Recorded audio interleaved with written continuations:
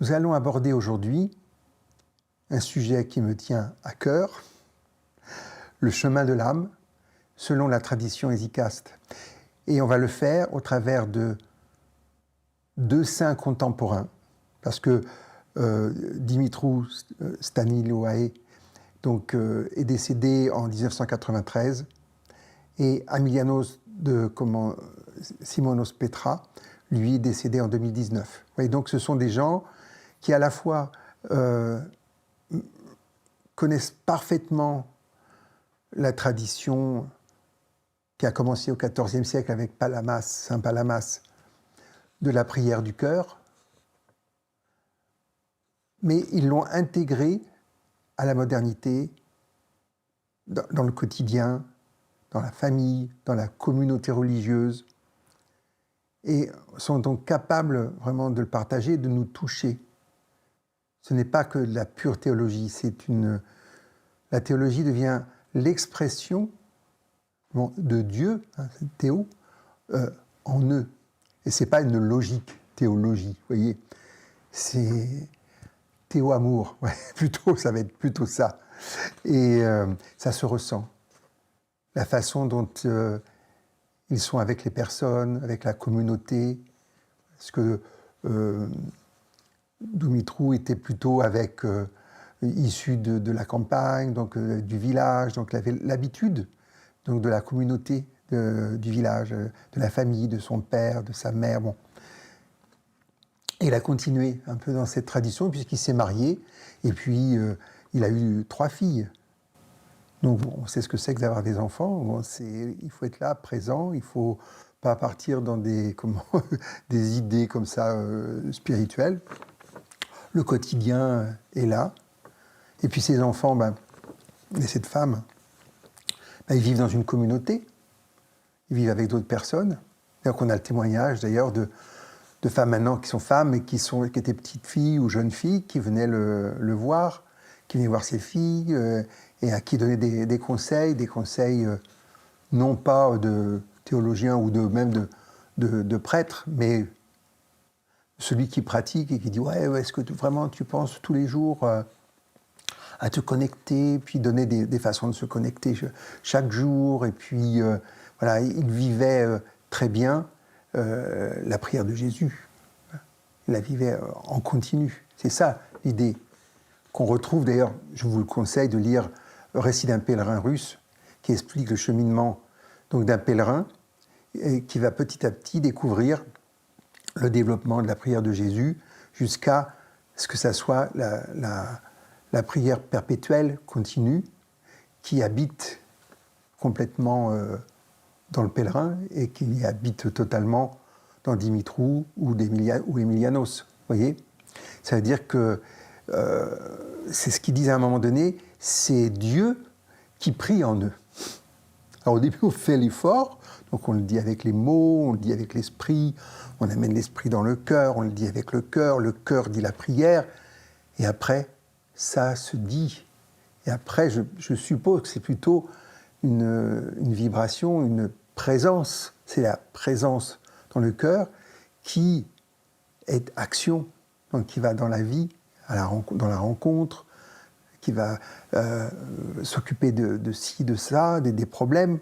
Vous voyez bien, automatiquement, en tant que père de famille, en tant que prêtre, on s'occupe des autres, on s'occupe de sa famille, on s'occupe de la communauté. Eh bien, avec Emiliano, c'est la même chose. C'est une chose qui m'a beaucoup plu. Il ne contraignait jamais, il ne donnait pas d'ordre. On ne l'a jamais entendu donner un ordre. Alors pour un abbé, un higoumène, il a repris une communauté qui était sur le déclin, en gros, et il a amené de la vie. Donc sa façon d'être en Dieu et dans la vie ont amené de nouveaux moines. Bon, ensuite, il a créé aussi un couvent pour les femmes qui est très actif. Il attirait et en même temps, il rayonnait Dieu, quoi. Et ça faisait du bien et c'était joyeux. Les deux étaient joyeux, donc ils donnaient envie d'y aller. avec une certaine simplicité. Et c'est étonnant, parce que ces deux hommes ont une très, très, très grande profondeur. Ils connaissent la théologie. Bon, ouais, Dimitrou, il a écrit et traduit la Philokalie, pardon. Et les pères du désert et les patriarches, bon, les saints, etc. Je crois qu'il a fait 12 volumes qu'il a commentés.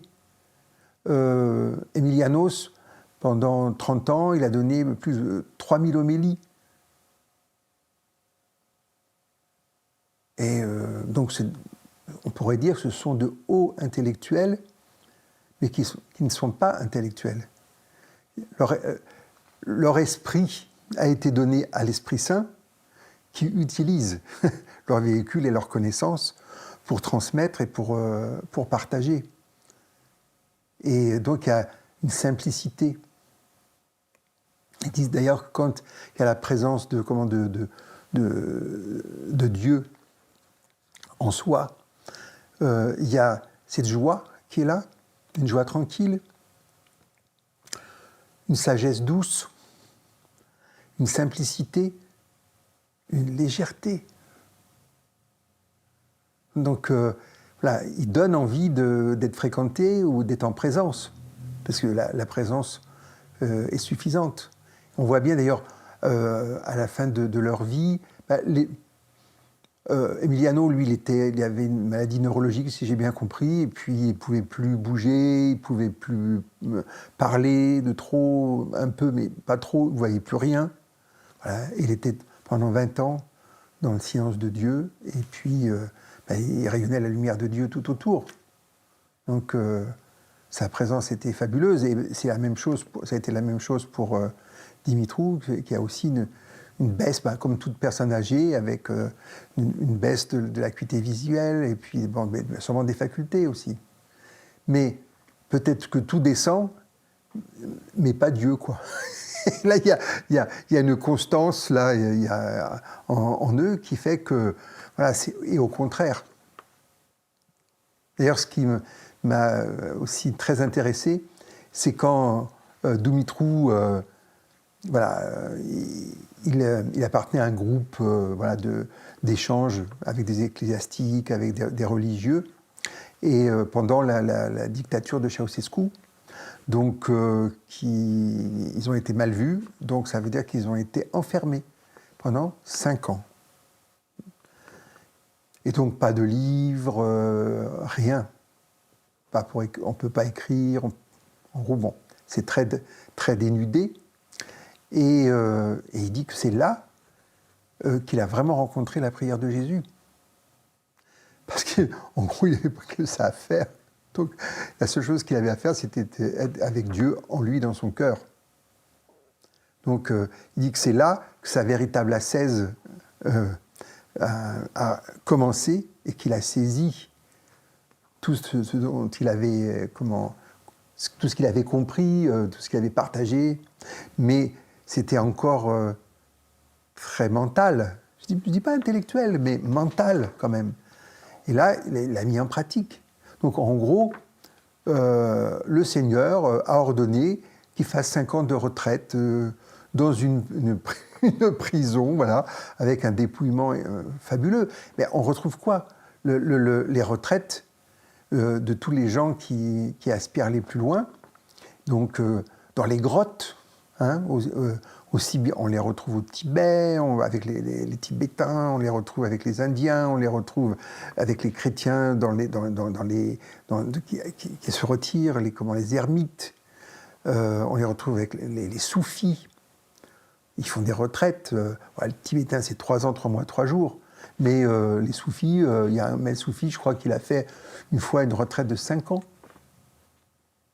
Et jeune en plus, je crois que c'est son père qui le dit, hop, retraite, puis dans des conditions pas faciles. Donc, en gros, il n'y avait pas de possibilité à l'époque. Ils ont trouvé une prison, quoi. Voilà. Donc, retraite en prison, voilà. Avec des échanges aussi, beaucoup d'échanges. Sûrement qu'il devait avoir le droit dans la cour de marcher, de se rencontrer. Et comme c'était tous un peu des gens quand même savants, ils échangeaient des textes qu'ils connaissaient par cœur. Il y a beaucoup d'échanges oraux, comme avant. La tradition était plutôt orale qu'écrite. Bon, là, on a la chance d'avoir de l'écrit, parce que, bon, voilà, c'est une bénédiction. Mais vous voyez, et donc, il ne s'est jamais plaint d'avoir été enfermé 5 ans. Au contraire, il a dit la bénédiction que ça représentait, parce qu'il s'est mis à réellement vivre pleinement. Il n'avait pas autre chose à faire en plus. C'est la présence de Dieu en lui, grâce à la prière de Jésus. Et donc, elle a été vivante. Et donc, il a dû avoir des hauts, des bas. Il ne devait pas faire très chaud non plus ou trop chaud dans ces prisons. Le confort était minimum. C'est l'ascèse, quoi. C'est une ascèse, pas volontaire, mais bénie. Et donc, voilà, donc on va aborder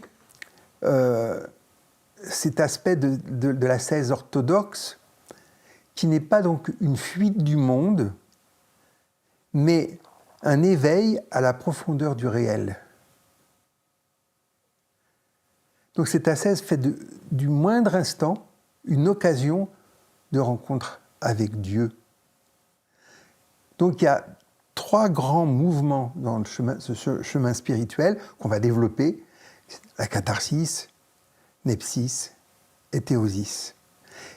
Et là encore, quand on étudie dans la tradition chrétienne, les étapes, on voit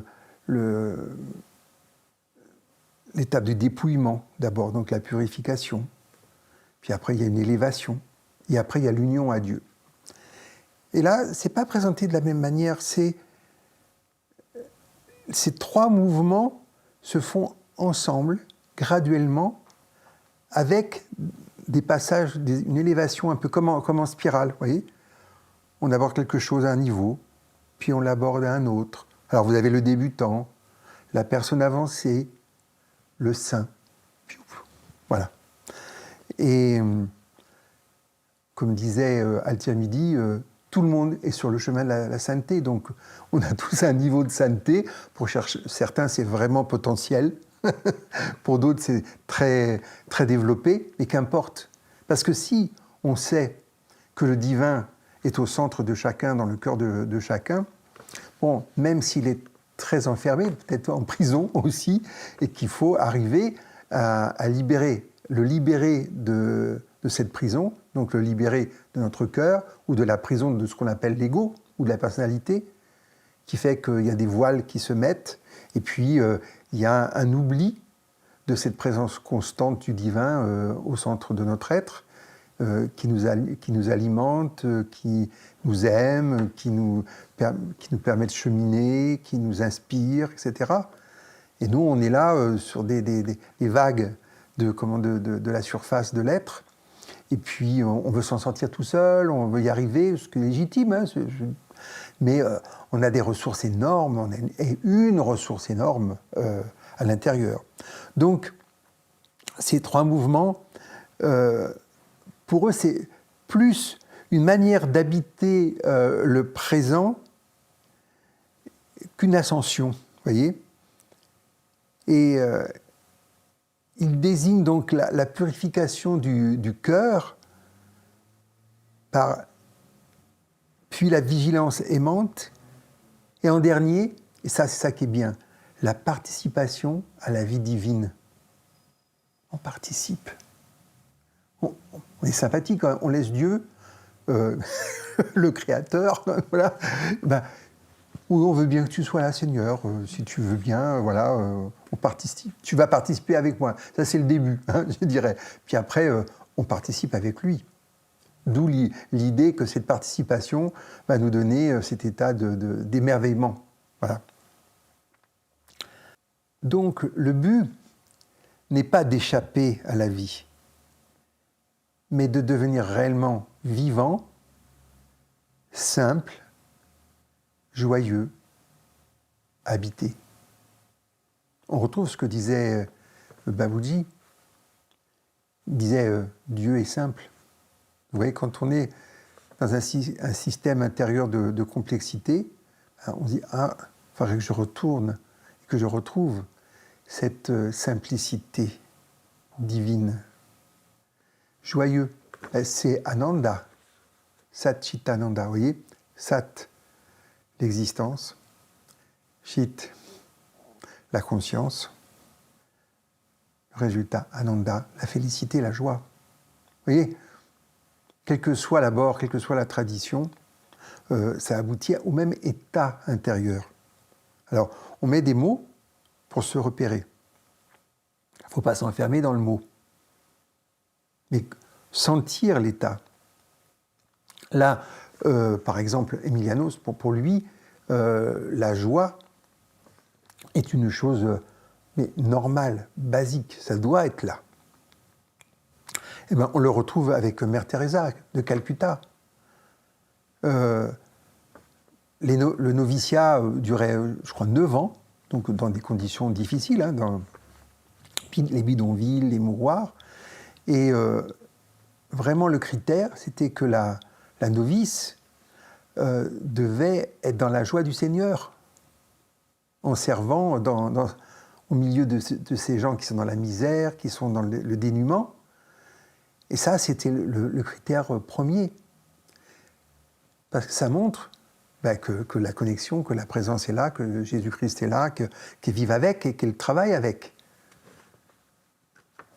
Alors ça paraît un travail presque social, mais c'est un travail de l'humain, voilà. Ça peut être du social, mais c'est pas la personne qui le fait. C'est le souffle qui passe par cette personne.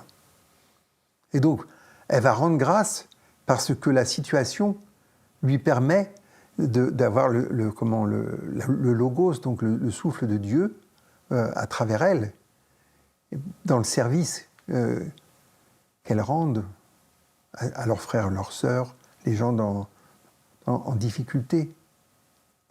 Donc, il n'y a même pas l'idée « je sers ». Merci Seigneur de pouvoir te servir au travers de ces personnes. Et merci à ces personnes de me permettre de servir et de révéler le Seigneur à l'intérieur. C'est pour ça que c'est des façons de comprendre quand Jésus lave les pieds, par exemple. Humblement, en toute humilité et avec douceur. Il lave les pieds. Alors oui, c'est pas je suis le Fils de Dieu, quoi.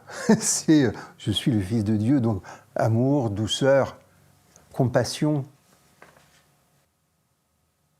Donc je vous parlais de cet état de conscience et d'intégration de la vie divine dans la vie ordinaire, et qui a abouti aussi à une éthique du cœur. On dit, faut être moral. Non, mais il y a une éthique du cœur. Parce que si réellement on est dans cette dimension du cœur, il y a une conscience, on parlait de ça à l'instant, qui apparaît et qui transfigure et transforme le regard, la parole, la manière de travailler, la relation à l'autre. Donc c'est en ce sens-là où il faut qu'on soit vigilant même par rapport à nous-mêmes. Est-ce que la présence dans mon cœur transfigure ma façon de vivre, d'être? Sinon, il faut aller encore plus profond. Ça ne sert à rien de se fustiger. Bien que, il y a cette expérience-là de Emilianos, de Simonos Petra, qui vraiment était au début de sa recherche, c'était déjà un théologien, mais voilà, c'était pas facile. Et puis, il y a la lumière qui vient, voilà, et c'est Dieu qui vient en lui et qui l'illumine. Mais qu'est-ce qui se passe dans un premier temps? Il se voit pleinement tel qu'il est. Mais lui, il se trouvait bien. Parce que bon, il faisait des homélies, il guidait les gens, il était vraiment... C'est sûrement un type bien, quoi. Il n'y a aucun doute sur ça. Mais le regard de Dieu, au travers de lui, se voyait, dire, oh là là, je prends encore beaucoup de place, quoi. Et donc, naturellement, il a été vers l'humilité. Mais c'est une humilité, peut-être contrite, j'en sais rien, mais de voir la réalité. Et c'est un abandon à Dieu en disant, voilà, Seigneur, prends ma place, j'y suis encore trop. Même en tant qu'être spirituel exceptionnel.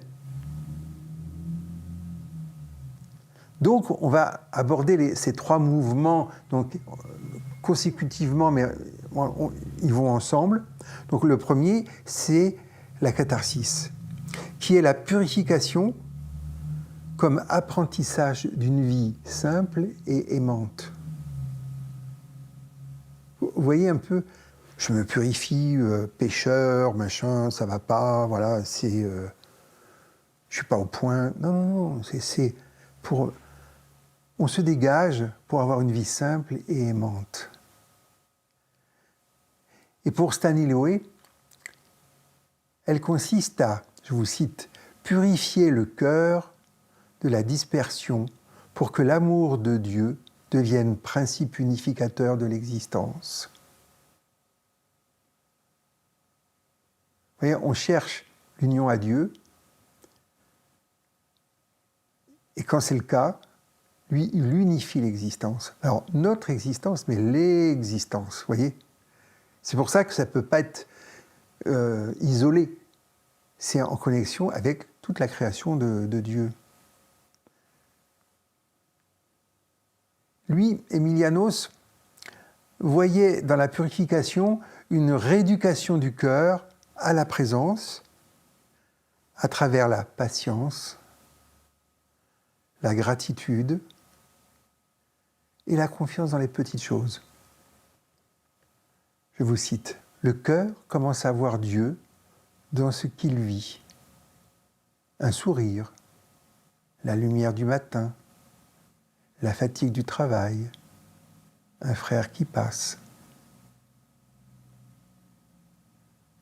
Donc dans sa vie, Emilianos vivait cette catharsis comme une offrande quotidienne. Donc il se levait à l'aube, priait longuement dans le silence du monastère, puis recevait chaque visiteur avec un visage ouvert, sans hâte. Donc ceux qui l'ont connu donc, témoignent de sa paix qui emplissait les couloirs, même lorsqu'il ne parlait pas. Quoi. Voyez ? Et donc on a encore un autre ami là, à qui on va faire référence, c'est Siméon le nouveau théologien, qui décrit la purification comme la reconnaissance du regard. Donc je vous cite, « Quand l'âme est purifiée, tout devient lumière. Non parce que les choses changent, mais parce que le cœur est devenu lumière lui-même. » Vous voyez, c'est là où c'est difficile de partager ça, parce qu'on dit, mais vous êtes allumé. C'est vrai, c'est la lumière divine, là. Et on dit, mais vous n'avez pas vu le monde? Vous n'avez pas vu comment c'est, actuellement? Très facile. Quand le regard, au travers de la présence, regarde le monde, ça l'illumine. Le monde ne change pas, mais le regard change. C'est-à-dire qu'il y a l'autre dimension qui est au-dessus ou en arrière-plan qui apparaît. Et ce qui est intéressant, on en a parlé plusieurs fois au sujet de la paix intérieure, de la paix que rayonnent les saints, que les maîtres, et qui ont une action sur le monde, qui transforment le monde, qui équilibrent le monde. Alors vous allez me dire, ouais, ça ne se voit pas trop. Non, parce qu'elle n'est pas contraignante. On vous propose de coupe d'eau, ben vous la prenez ou pas. Mais elle est là. Donc on a toujours cette idée de non-contrainte. Emiliano a vraiment insisté là-dessus. Aucune contrainte. Et on voit bien comme Dieu. Comme des gens qui disent « Ah, comment Dieu peut-il exister quand le monde il est comme ça ?» Ben non, Dieu il nous a donné la vie, il nous a donné ce monde, et il a dit « Il est vôtre ». Donc le monde est ce que nous en faisons. Alors il y a des façons différentes de le regarder, mais je dirais c'est pas parce qu'il y a de l'infamie qu'il n'y a pas d'amour. C'est pas parce qu'il y a de l'ombre qu'il n'y a pas de lumière. Vous voyez ? Donc, qu'est-ce que vous regardez le plus ? Alors, on nous encourage toujours à voir ce qui ne va pas.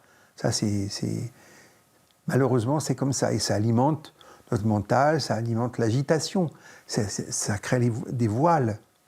Et on ne voit pas, on parlait de ça au début, de la réalité. Il y a une réalité derrière la réalité. Et on tend vers cette réalité. Donc, l'humanité, on est à son enfance encore. C'est très turbulent, bien sûr. Mais il y a plein d'êtres de lumière, plein d'êtres sages, plein d'êtres qui savent ce que c'est que la vie réelle, et qui sont là. Alors, essayons d'aller vers eux, essayons de nous ouvrir à eux, essayons d'écouter ce qu'ils proposent. Alors là, voilà. Ça, c'est ce qui est proposé, c'est cette démarche, cette ascèse qui est la prière de Jésus et qui est dit, mais faut la faire tout le temps, en toutes circonstances. Il expliquait là, bon, chez les sœurs, là, quand il a ouvert ce couvent, et il disait, donc elles font de l'hôtellerie, elles reçoivent des gens, alors des miséreux, et comme des gens qui venaient faire un séjour ou une retraite, voilà. Il disait, mais quand vous ouvrez la porte,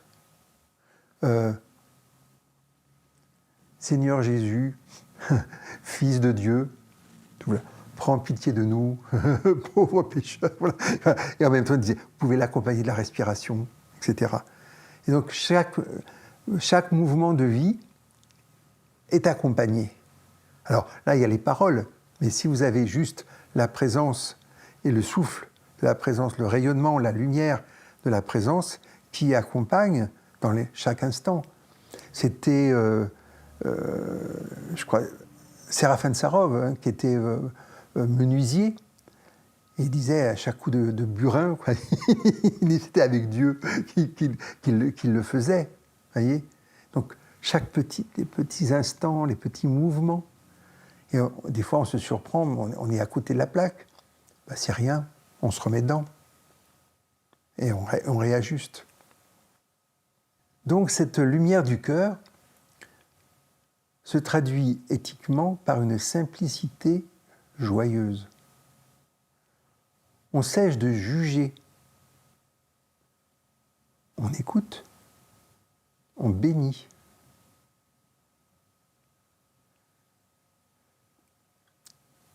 Dimitrou parle d'une éthique du visage où le prochain devient un lieu de présence divine. Et on parle des phases de Dieu, ou dans l'islam, les noms de Dieu, les attributs de Dieu, mais voilà, les phases de Dieu, c'est-à-dire que on va rencontrer chaque personne comme une phase de Dieu. Donc on va solliciter la personne aussi par le cœur, la relation de cœur à cœur, pour que cette phase de Dieu apparaisse et qu'on puisse rendre hommage humblement à Dieu qui est dans l'autre. On n'est pas toujours dans ce registre d'échange. Passe-moi le sel. T'aurais dû. Voilà. Là, je suis gentil, là, c'est avec la famille, hein, mais ça peut s'aggraver. Donc, là, on voit la catharsis, donc la purification et l'amour s'unissent. Plus l'âme s'épure, plus elle devient capable de communion. Vous voyez, on ne parle même plus de communication, là, de communion. Et c'est intéressant, quoi. Quand on arrive à être dans cette communion, c'est-à-dire qu'il y a déjà, on sent qu'il un silence environnant, il y a une connexion du cœur. Et seulement à ce moment-là, je dirais, on peut commencer à échanger, à parler, même de problèmes de vie, pourquoi pas. Mais c'est tout à fait différent. Parce qu'il y a une lumière, justement, sur les difficultés qui est différente. Cette lumière est porteuse de solutions, automatiquement. Ou d'acceptation, s'il n'y a pas de solution. Donc on va passer à la notion de nepsis, qui est la vigilance comme attention aimante et présence intérieure. Oui, bon, la nepsis, c'est toujours présenté comme la garde du cœur. Moi, j'en ai parlé comme ça, la garde du cœur. On a l'impression qu'on a deux gardiens de chaque côté du cœur. Attention, ne touche pas mon cœur. Ça va barder hein, si tu viens. Bon. C'est une approche. C'est surtout, quand on le regarde mieux, c'est on se garde de nous-mêmes. Qu'est-ce qu'on met?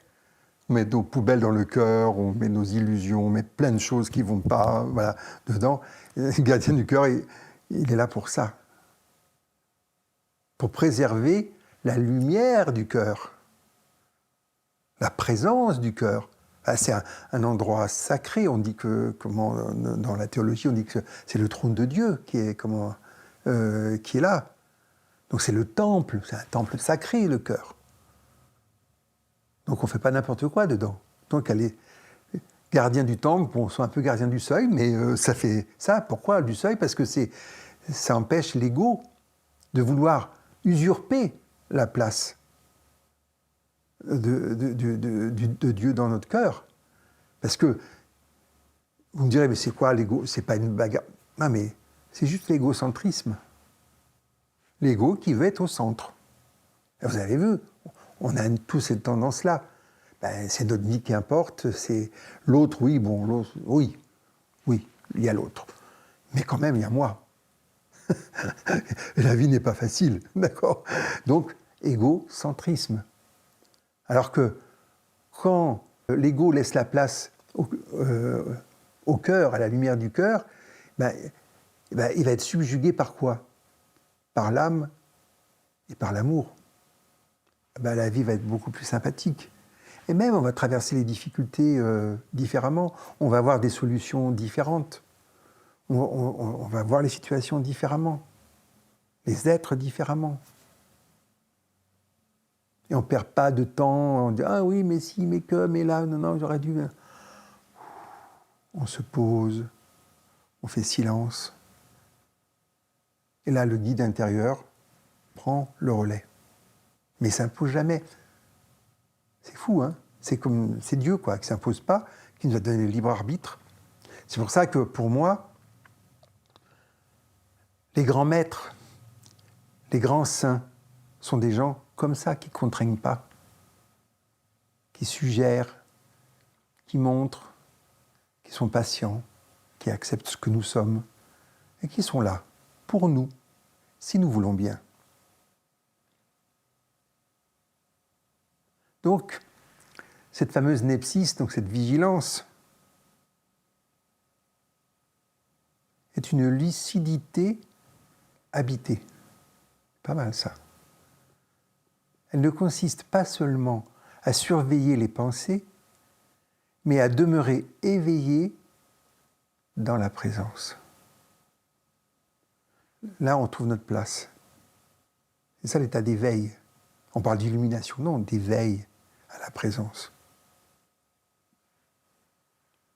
Le moine, suivant Emilianos, ne se retire pas du monde pour l'oublier, mais pour apprendre à le porter dans son cœur.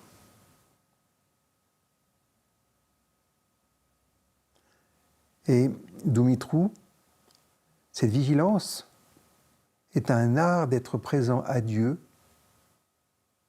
dans tout mouvement intérieur. C'est-à-dire, c'est quoi le mouvement? La pensée, la colère, la distraction. Mais vous voyez, à ce moment-là, on l'utilise et ça devient une matière à prière. On dit, oh non, non, oh, je je me suis mis en colère, ou de la haine, ou voilà, non, on juge, non, on le constate, mais c'est une invitation, c'est comme la prison, quoi, vous voyez, hop, une invitation à aller encore plus loin, plus profond, à s'abandonner plus encore. Donc là, je vais citer Dimitrou. L'attention au cœur fait de la vie morale un acte liturgique. L'homme devient un temple où la conscience s'éveille à chaque instant.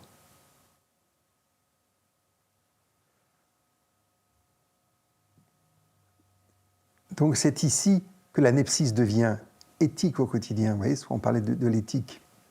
Se rappeler Dieu dans la circulation, au travail, dans les conversations. Donc cette vigilance n'est pas tension, mais une souplesse intérieure. Et comme disait donc Séraphin de Sarov, garde ton esprit dans la paix et des milliers autour de toi seront sauvés. Ou encore là, Simeon, le nouveau théologien, la vigilance est ainsi une attention aimante, une mémoire du cœur. Une attention aimante, une mémoire du cœur. Ou Emilianos dit encore, l'âme veille comme l'épouse qui attend son époux, elle s'éveille même dans le sommeil. Là, moi j'ai bien aimé aussi, j'ai essayé de lire un peu la vie d'Emiliano, c'est pas évident parce qu'ils aiment mieux parler de Dieu que d'eux-mêmes, ou des autres que d'eux-mêmes, hein, donc c'est souvent leur entourage hein, qui relate un peu leur façon d'être, voilà, la relation qu'ils ont eue avec eux. Donc, il disait que son attention se traduisait par une douceur concrète. Ben, c'était quand même l'higoumène, c'est l'abbé. Donc, alors il donnait un exemple, il disait à un moment donné, il y avait un moine qui faisait une erreur, et alors il venait un peu contrit voir l'higoumène, donc il disait, ouais, j'ai fait une erreur. Et il disait, oui, tu as fait une erreur, mais ce qui est important, c'est la paix qui va avec. donc, la personne disait, bon, finalement, c'est pas si grave que ça, mais reste dans la paix. Reste dans la paix. Donc, ce qui restait de la conversation, c'était la paix, pas l'erreur. Vous voyez ? Mais en même temps, je crois que c'était, comme il a fait du renouveau, c'était les bâtiments, il a construit beaucoup. Les moines et les nonnes travaillaient énormément, quoi. Dorment peu, prient beaucoup de liturgie, mais alors le travail concret, c'est important. Donc il expliquait que il demandait aux gens, il disait voilà, il y a ça à faire, mais maintenant trouve la manière de le faire. Demande au Seigneur comment faire à l'intérieur. Puis si tu as besoin, viens me voir, il n'y a pas de problème. Donc il rendait un peu autonomes les gens, il les reconnaissait aussi dans ce qu'ils faisaient, il les encourageait. Et il conseillait de ne jamais commencer la prière par un effort. Je dois prier, non, mais par un abandon confiant. J'aime bien, vous voyez le mot, j'aime bien cette association, douceur concrète, abandon confiant. Donc sa vigilance était imprégnée de joie. Ceux qui ont connu de près racontent souvent que comme un enfant, par des moments très simples du quotidien, un repas partagé, une promenade, un oiseau qui passe, il était joyeux, quoi. Il était comme un gosse, voilà. Et en même temps, moi je vous conseille de voir son visage, il avait quand même, la lumière était très très très intériorisée, comme ça, mais il y a ce rayonnement, il y a une forme de sévérité extérieure, je dirais, c'est un ascète, quoi. Il y a un visage ascétique, puis derrière, il y a cette bonté, cette joie qui transparaît, qui nous transmet.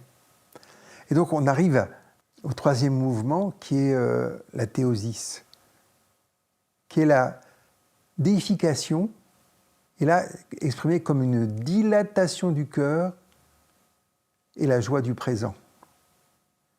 Alors, ça fait bizarre parce que le mot déification, on se dit, oh là là, non, bah, il ne se trompe pas, hein. Dieu c'est Dieu, nous on participe, on est avec. Hein. Donc là, chaque fois, ils sont clairs. Donc ils peuvent utiliser le mot déification sans danger. Mais c'est quand même intéressant. Parce que comment l'unification est vue par les chrétiens catholiques et comment ils sont vus par les chrétiens orthodoxes.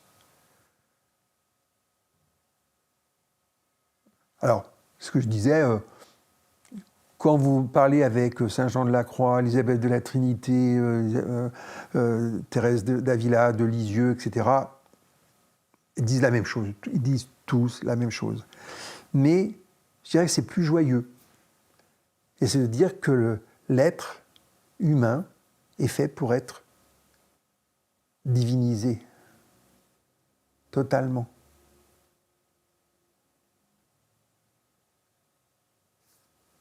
Donc la théosie est une expérience de communion qui transfigure la totalité de la vie humaine.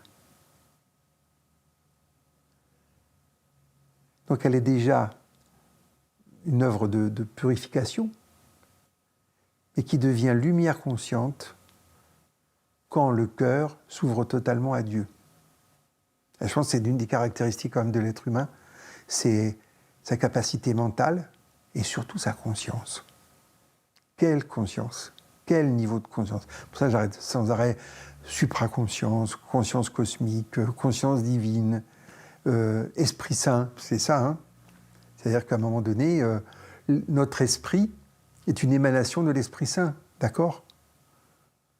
Et puis on l'a fait nôtre, donc voilà, et on en a fait on l'a utilisé avec notre mental ordinaire et discursif. Donc l'idée, c'est de retrouver cette conscience et d'avoir l'esprit, au sens de Esprit Saint, mais ça, bon, de l'Esprit Saint qui est nôtre et qui va être à notre service, quoi. C'est le ChatGPT de Dieu, quoi. C'est-à-dire, il y a tout là. On peut accéder totalement à la connaissance, au livre de la vie, disait. Certains disent les archives akashiques. C'est là. Mais pas parce que vous savez tout, mais parce que quand il y a besoin, puisque vous êtes vide et qu'il y a une nécessité, bling, bling, ça se fait. Et vous savez. Ce qui fait que vous avez... Moi, je voyais Baboudji, qui était capable, alors qu'il n'a pas un très haut niveau d'études, de parler de choses de la science, de l'atome, parce qu'il savait. Il savait quand il avait besoin de savoir. La connaissance est là. Et je me souviens une fois, avec Charidji, on était à Bratsandé au Danemark, et on avait une réunion avec des enseignants, et notamment des enseignants africains. Et il y en avait un qui disait « Maître, donne-moi le pouvoir pour que je puisse porter ta parole et faire du tutu. » Voilà, je lui dis, Charidji fait « Oh là, mon pauvre, c'est lourd tout ça, à porter quoi. » Non, non, mais reste dans le vide. Quand tu as besoin, ça vient. Quand tu auras besoin, ça viendra. T'inquiète pas. Ah, la légèreté, vous voyez, la légèreté. Mais là, c'était un bel élan, quoi. C'était sympa, mais c'était enfantin à un certain niveau. Et on retrouve cette énergie des missionnaires, quoi. On a des êtres qui ont oublié Dieu et on va leur rappeler un peu, quand même. Hein, bon, no comment. Donc on reprend notre saint des origines, c'est Grégoire Palamas, celui qui a enseigné au début la prière du cœur. La grâce ne vient pas du dehors, elle jaillit du fond de l'être où Dieu réside déjà. C'est ça que je trouve important, où Dieu réside déjà. Parce que souvent on a l'idée qu'il faut amener Dieu. On amène la rédemption, on amène la résolution des péchés, on amène tout ce que vous voulez de l'extérieur. Mais pas du tout. Il se révèle, il est déjà là. Alors bon, il est dans la cave hein, quand même, hein, bien. Voilà, oui, on a bien fermé la porte. on ouvre, Dieu réside déjà là. Et la grâce vient de Dieu. Alors, on a toujours l'impression que la grâce, ce qui est vrai aussi, comme descend comme ça, elle est là déjà aussi. Et on a vu que c'était cette grâce qui transforme. Là, on parlait de catharsis, là, mais la purification, la transformation, la transfiguration vient de la grâce. Si on lui permet d'agir. Et Emilianos, la déification est l'état où le cœur devient cosmique. C'est-à-dire qu'il embrasse tout dans l'amour. Un cœur cosmique. Quand Dieu vient en toi, tu découvres que ton cœur contient le monde entier.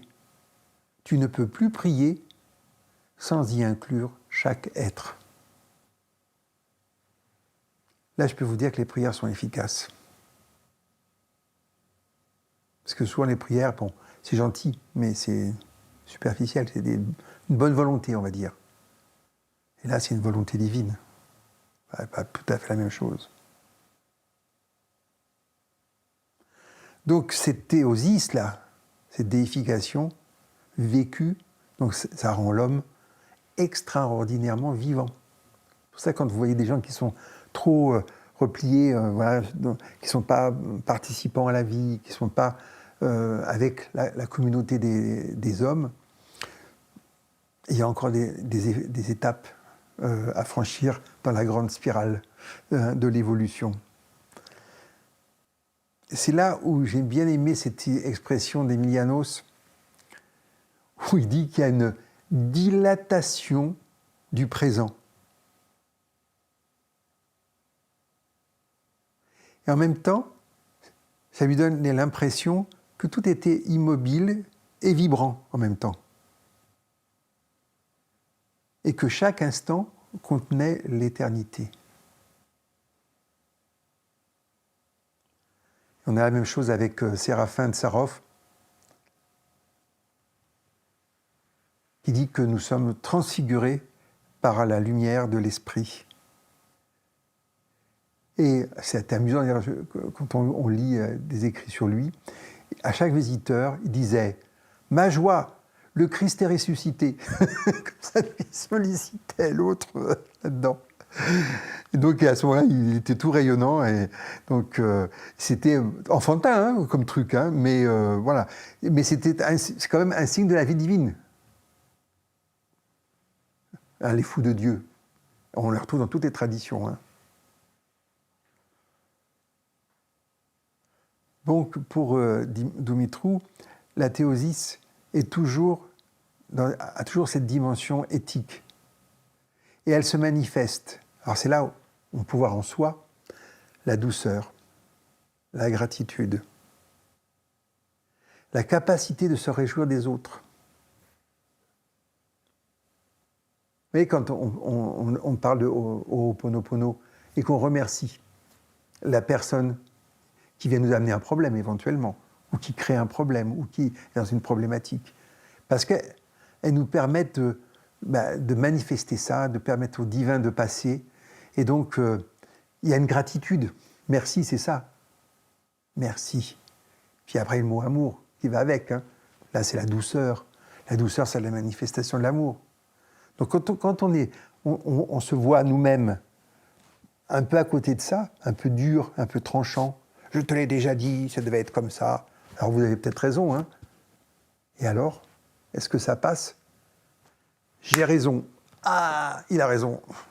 Alors les gens, ils réagissent plus ou moins fort à la raison. Alors que la douceur, la manifestation de l'amour qui se diffuse, qui imprègne, et même qui peut être silencieuse, parce que des fois, on voit bien que la personne ne peut pas entendre. Surtout si c'est votre adolescent, par exemple, ou votre adolescente. Il faut plutôt s'abstenir, ou être très avare de vos mots de sagesse. Sage, douceur, oui, sage, douceur. Mais ils savent. Moi, j'ai constaté tout. Les enfants savent. Ils sont au courant. Ils savent qui nous sommes. Ils savent qui nous sommes pas. Ils savent qui nous prétendons être et qui nous ne sommes pas. Vous voyez ce que je veux dire? Et voilà, juste la présence, la sollicitation.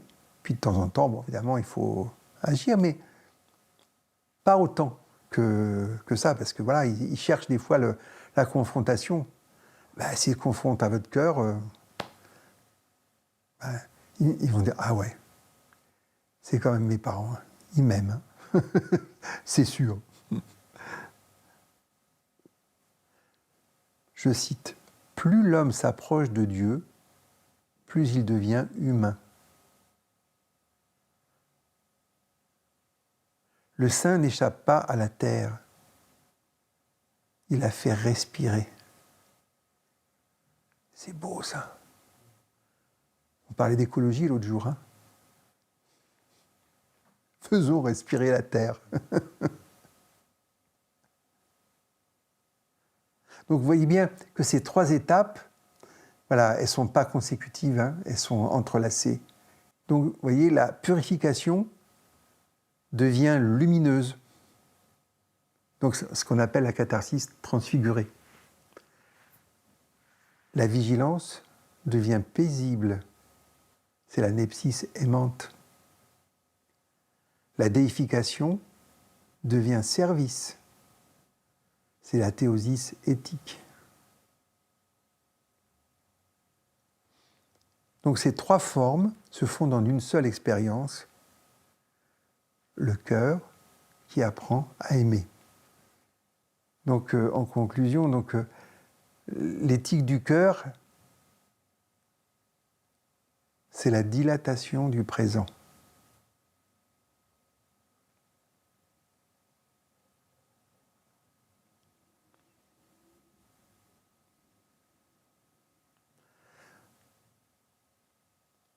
Pour Dumitru, et aussi bien pour Emilianos, la vie spirituelle est une pédagogie de la joie. Elle rend le monde plus transparent, le présent plus vaste, le cœur plus humain.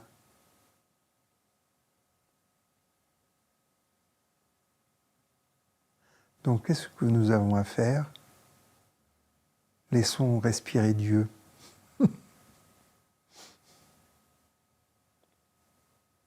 voyez, il y a le rayonnement et le respire de Dieu qui est action, qui est mouvement. Alors, Emilianos dit, « Le royaume des cieux n'est pas ailleurs. Il commence quand ton cœur devient un lieu d'hospitalité. »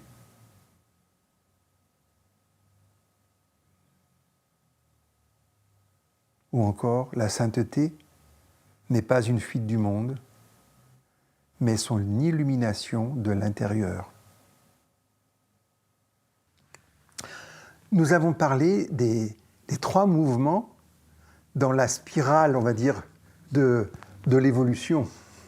D'accord? Donc, le premier, on avait vu la catharsis, qui est la purification. Et donc, il y a une transformation qualitative. Alors, on retrouve chez le débutant, la purification consiste alors à quitter le désordre extérieur vers la confusion.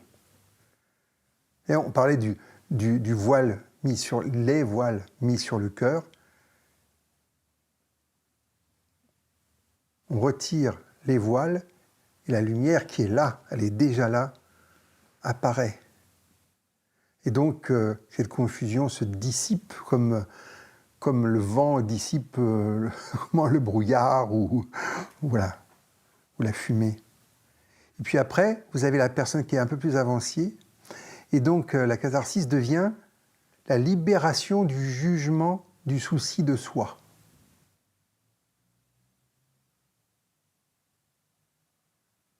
Et chez le saint,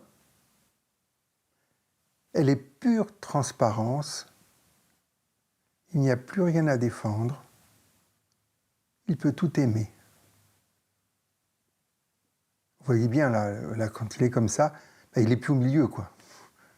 Clairement. Donc il est transparent. On parle beaucoup de la transparence qui permet à la lumière divine de passer. Alors, l'être devient peut-être à ce moment-là ce diffuseur, ce miroir. Il réfléchit la lumière. On retrouve ça dans le bouddhisme aussi. Il réfléchit la lumière et voilà, il n'est plus là. Donc on va faire une petite citation d'Emilianos. Le Christ purifie, non pas pour rendre plus grave, mais pour rendre plus léger. Donc nous allons passer maintenant à la vigilance, donc nepsis. Donc la transformation qualitative, c'est au début. La vigilance est une discipline. On doit être vigilant. Surveiller ses pensées. Puis plus tard, elle devient transparence. Tout est perçu dans la lumière. Vous voyez, donc, cette lumière qui a toujours été là, qui est là, et qui met en lumière. Et on disait souvent que les failles permettent à l'ombre de pénétrer, mais aussi à la lumière de pénétrer. Donc l'ombre, dans les difficultés de la vie, les êtres négatifs qu'on va rencontrer, mettent en lumière. Et quand la lumière devient grâce, elle transforme. Donc ensuite, cette vigilance, cette nepsis, devient compassion. Le cœur éveillé embrasse le monde. On est dans le bouddhisme là, complètement. Donc une citation d'Emilianos. Le cœur vigilant devient universel. Il bat au rythme de la création. Pas mal.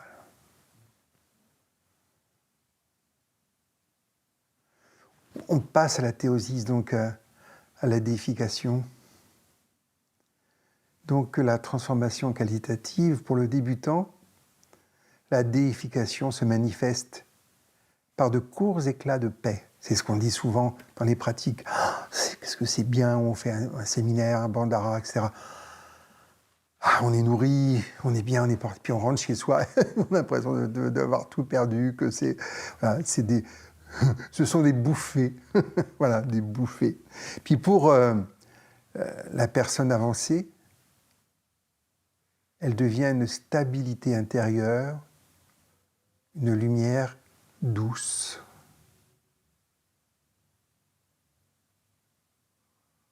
C'est ça l'état sattvique ou l'état d'équanimité. Pour le saint, elle est rayonnante et devient transparence de Dieu. Donc Séraphin de Sarov nous dit « Le signe que tu t'es approché de Dieu, c'est la joie. »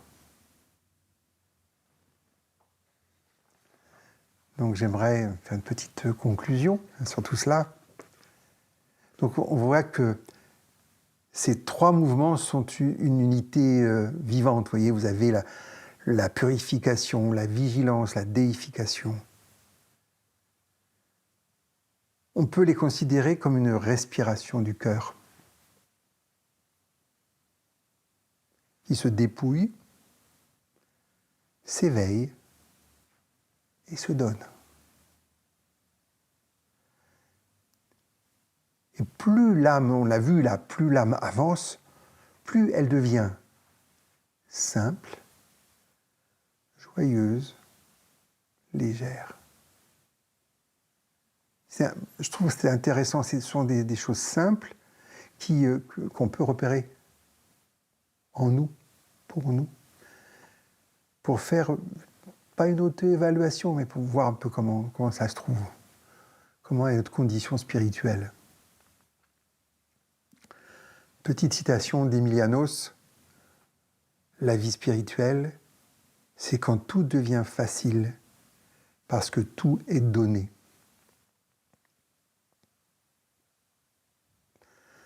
Donc en conclusion, on pourrait dire que on vit la lumière dans le présent. Et c'est ça l'éternel présent, hein? Ou le présent, l'instant, vivre dans l'instant présent. Et ce que j'aime beaucoup aussi, c'est que tous ces maîtres nous disent, qu'ils soient anciens ou contemporains, que la sainteté n'est pas une exception, mais le déploiement naturel de la vie.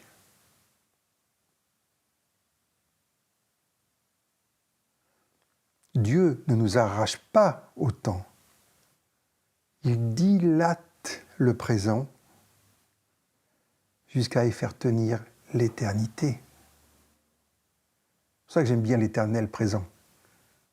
Ça correspond à ça. Donc on pourrait dire que la catharsis, l'anepsis et la théosis sont trois manières de vivre plus pleinement, d'être pur pour voir, vigilant pour aimer, déifié pour respirer. Emilianos, la vie divine ne t'enlève rien, elle te rend vivant.